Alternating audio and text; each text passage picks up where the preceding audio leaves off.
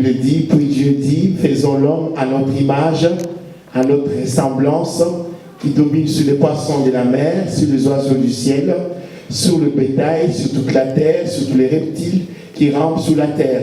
Dieu créa l'homme à son image, il les créa à l'image de Dieu. Amen. Après cela, la Bible ne nous raconte pas comment l'homme a vécu entre ce moment-ci de la création jusqu'à la chute. Première vérité que nous voyons dans cette lecture, c'est que Dieu crée l'homme à son image. Quelle était donc cette image de Dieu à laquelle l'homme fut créé?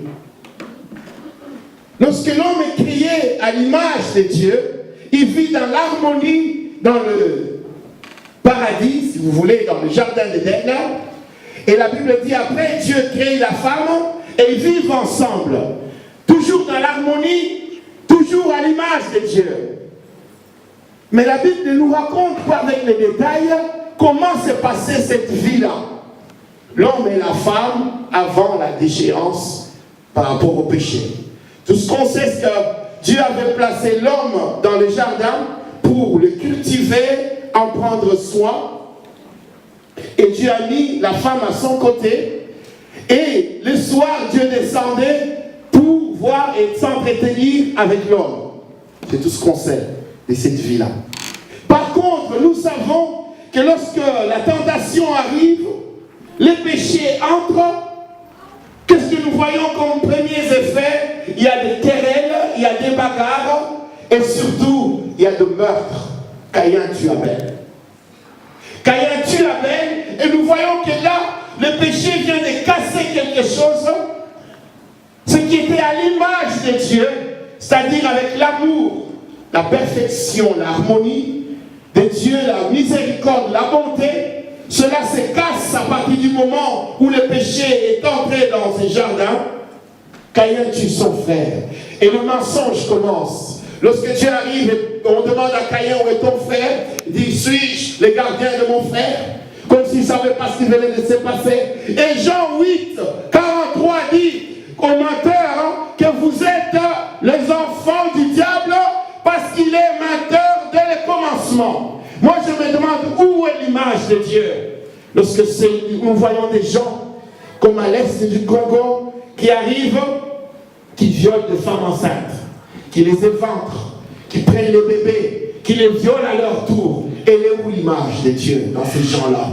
Elle est où l'image de Dieu lorsque les gens sont capables de laisser un village entier sans aucune route, sans aucun hôpital, sans aucune école? Quand il y a un cas de réanimation, les gens meurent comme des mouches pendant ce temps-là parce qu'eux ils sont au pouvoir, ils s'en mettent plein les poches, ils manipulent les gens comme ils veulent. Où est l'image de Dieu dans ce comportement-là? Elle est où l'image de Dieu lorsque les gens sont capables de laisser une famille entière?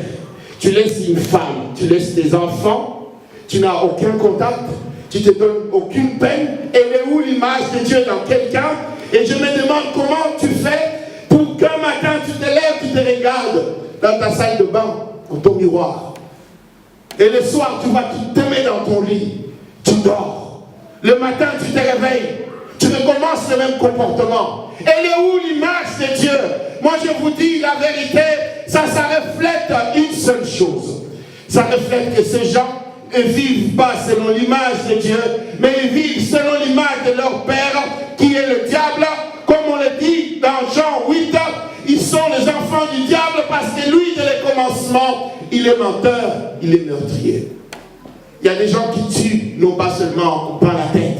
Il y en a qui tuent, il y en a qui tuent en faisant du mal aux autres, à un tel degré que la compréhension humaine ne peut pas saisir cela. Tu as tué mon frère, tu as tué ma soeur.